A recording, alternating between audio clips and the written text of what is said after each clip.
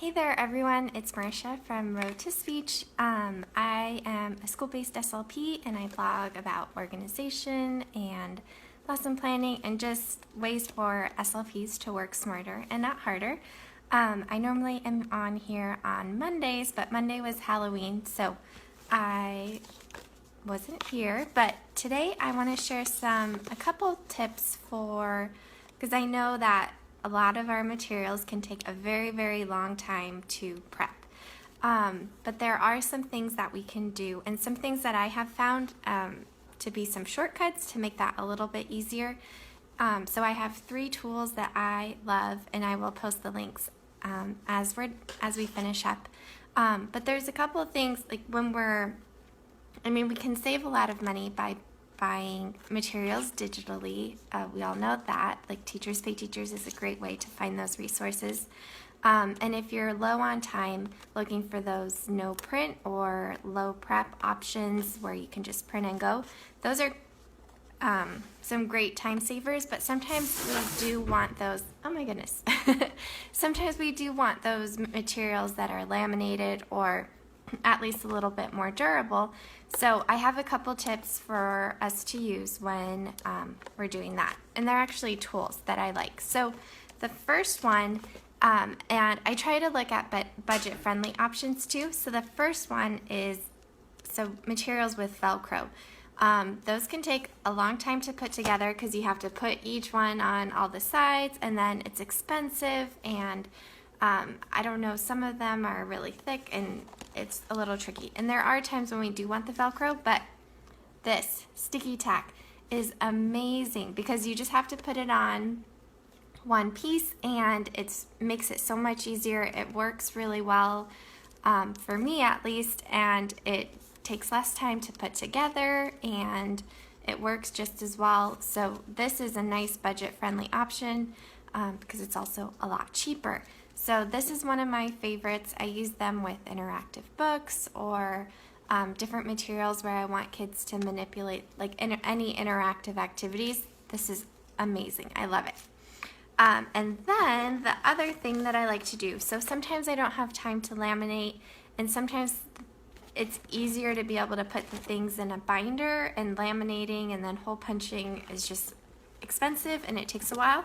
So I love, here, let's see, these sheet protectors, and I always get the giant boxes from Costco because they're the cheapest option. I had a mini reaction when I saw how expensive they were just at the store. So this is the way to go if you have a membership. Getting them in bulk, I can't remember exactly how much it is, but you get 250 of these, and so it lasts me quite a while, and this makes it really easy. You just plop in the sheets, and then the students, because it kind of works better than it works better than lamination a lot of the time if you want students to write on the, like if you want it to be interactive and using a dry erase marker. So sheet protectors are awesome. And these ones are nice and smooth, so it works great with those dry erase markers. And that's it saves some copy time too, even for the low prep, just print and go worksheets. Like we'll print off reading passages and stick them in the sheet protector, and so I just have to print a couple, like 3 copies for a whole week of lessons, or maybe 5 depending on how big the groups are, and then you can just reuse that paper if you don't need to send it home for homework, and it's a nice time saver that way too, and it saves paper because you can reuse those activities. And you can switch it out week by week too. So that's another good option.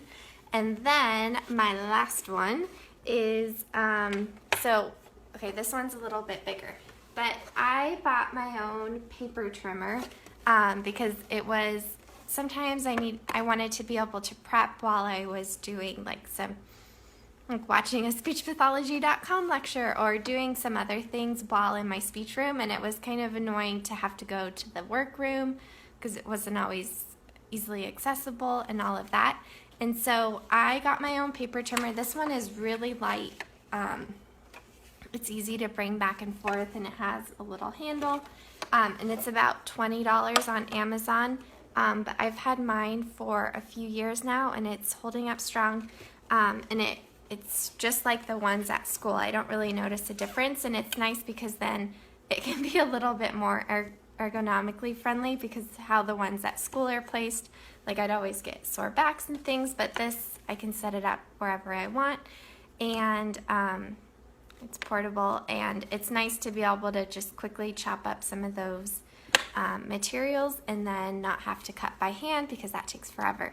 And then another tip to kind of go along with that, because sometimes it's nice to have like those cards with rounded corners because it looks nicer and it lasts a little longer, and they don't poke our students, especially our little ones, but it's that takes a lot of time. So sometimes if I print out those rounded corner cards, I'll just cut around that and just make straight edges, and then when I have time, I'll go back around and cut the corners, but that way I can use the cutting board and then just fix up the corners when I have a little bit more time. So that is another kind of freebie tip for you guys. But let me know what your favorite, if you have any other favorite tools, or if there are things that you find that help to save you time. Like I know that last year I was very fortunate and I was able to get a parent volunteer. And it's surprising how many parents want to help, and sometimes they can't come into school, but one of them really, really wanted to help, which was funny. But I would send her home, like especially for craft templates and things, she would cut out the templates for me, so we could save time with that. So there's different things that we can have parents and other volunteers help us with too. So that's all that I have for you today. Feel free to comment if you have any questions, and I will see you on Monday.